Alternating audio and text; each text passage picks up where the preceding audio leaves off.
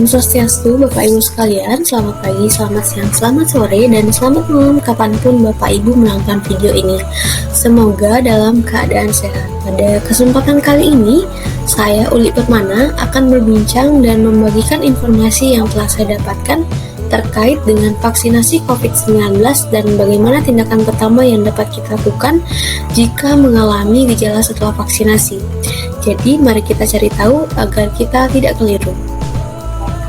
Baik, untuk yang pertama, kita perlu mengetahui terlebih dahulu sebenarnya apa itu vaksinasi dan apa perbedaannya dengan vaksin. Nah, pada layar sudah tertera bahwa vaksinasi ini adalah suatu tindakan pemberian vaksin dalam rangka untuk menimbulkan atau meningkatkan kekebalan seseorang secara aktif terhadap suatu penyakit. Nah, sedangkan vaksin ini merupakan produk biologi yang berisi bagian dari virus atau virus itu sendiri.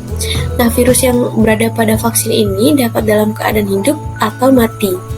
Dan perlu diingat Bapak Ibu sekalian, bahwa vaksin bukanlah obat yang biasanya digunakan untuk menyembuhkan, tetapi vaksin ini mendorong pembentukan kekebalan tubuh agar terhindar dari tertular ataupun kemungkinan sakit yang berat. Baik, untuk selanjutnya, bagaimana cara vaksin melindungi kita? Jadi vaksin ini yang merupakan produk biologi yang akan diberikan kepada seseorang untuk melindunginya dari penyakit yang melemahkan. Di sini, vaksin yang mengandung virus atau bakteri akan merangsang pembentukan kekebalan terhadap penyakit tertentu pada tubuh seseorang. Nah, nanti ketika tubuh dirangsang, otomatis tubuh akan membentuk tentara imun untuk melawan dari virus atau bakteri yang dimasukkan. Sehingga nanti ketika virus yang sebenarnya masuk ke dalam tubuh dapat membentuk tentara yang mampu melawan virus tersebut. Baik, siapa saja yang menjadi prioritas untuk dilakukan vaksinasi COVID-19? Jadi kelompok prioritas penerima vaksin COVID-19 ini adalah penduduk yang berdomisili di Indonesia yang berusia 18 tahun ke atas. Nah, untuk kelompok penduduk yang berusia di bawah 18 tahun, ini dapat diberikan vaksinasi apabila telah tersedia data keamanan vaksin yang memadai dan persetujuan penggunaan pada masa darurat atau telah adanya penerbitan nomor izin edar dari Badan Pengawas Obat dan Makanan. Baik, untuk selanjutnya, siapa saja yang tidak boleh divaksinasi COVID-19? Nah, untuk orang-orang yang tidak boleh mendapatkan vaksinasi COVID-19 ini adalah mereka yang sedang dalam keadaan demam dengan suhu tubuh di atas 37,5 derajat Celcius. Kemudian orang dengan hipertensi tidak terkontrol, dan orang yang mengalami alergi berat setelah divaksinasi COVID-19 sebelumnya, sehingga nanti tidak bisa mendapatkan vaksinasi COVID-19 pada dosis kedua. Kemudian, orang yang sedang hamil, jadi orang yang hamil ini ditunda pemberian vaksinasinya sampai ia melahirkan. Kemudian, orang yang sedang dalam masa pengobatan tertentu, kemudian juga orang yang memiliki penyakit jantung berat dalam keadaan sesak, serta lansia yang masih dalam pemeriksaan dan orang yang memiliki riwayat alergi berat setelah divaksinasi COVID-19.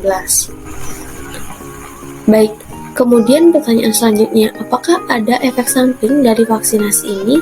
Secara umum, efek samping yang timbul dapat beragam ketika seseorang sudah divaksinasi. Yang umumnya, sifat dari efek samping ini bersifat ringan dan sementara dan tidak selalu ada. Hal ini juga bergantung pada kondisi tubuh seseorang. Efek seperti demam dan nyeri otot atau kemerahan pada bekas suntikan adalah hal yang wajar, namun tetap perlu dilakukan pengawasan maupun pemantauan.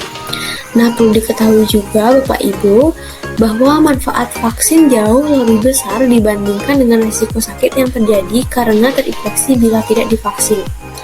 Apabila terjadi kejadian ikutan pasca imunisasi atau bisa kita sebut dengan KIPI, dapat dilaporkan pada fasilitas layanan kesehatan tempat pemberian vaksinasi. Jadi, apa itu KIPI? KIPI ini kepanjangannya adalah kejadian ikutan pasca imunisasi. Nah, KIPI ini merupakan semua kejadian medis yang dirasakan oleh seseorang setelah seseorang tersebut divaksinasi atau diimunisasi.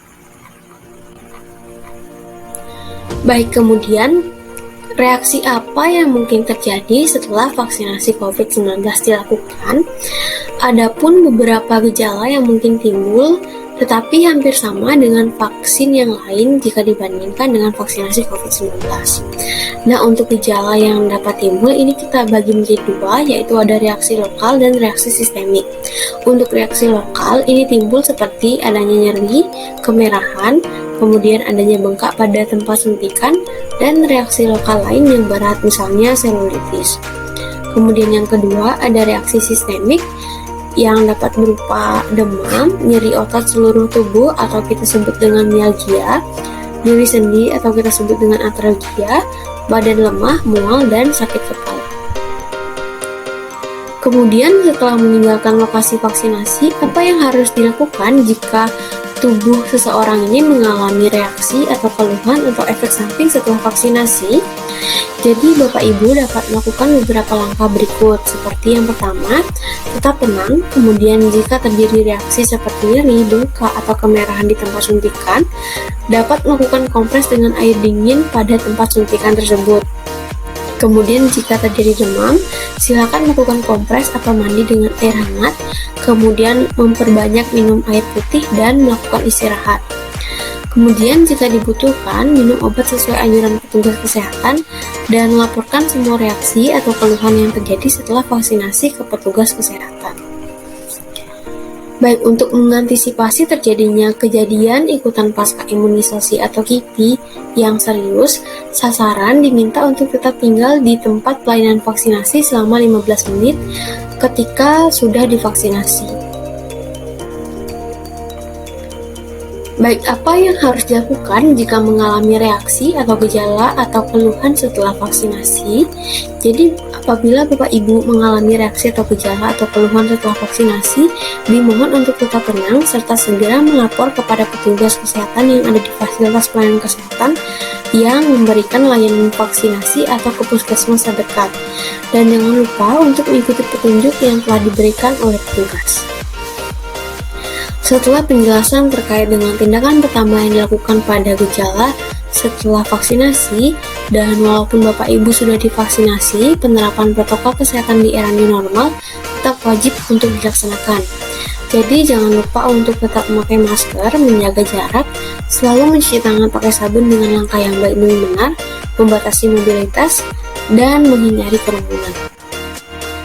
Dari sekian masalah yang muncul di masa pandemi ini, perlu kita ingat bahwa kunci keberhasilan agar dapat bertahan pada kondisi saat ini adalah kita mampu melindungi diri kita, mengetahui bagaimana masalah terkait kesehatan dan lingkungan kita, serta dapat mengimplementasikan kebijakan kesehatan yang telah disosialisasikan oleh pemerintah. Sehingga nanti akan ada waktunya ketika kita tak perlu takut untuk saling berdekatan dan tak perlu memakai masker kembali.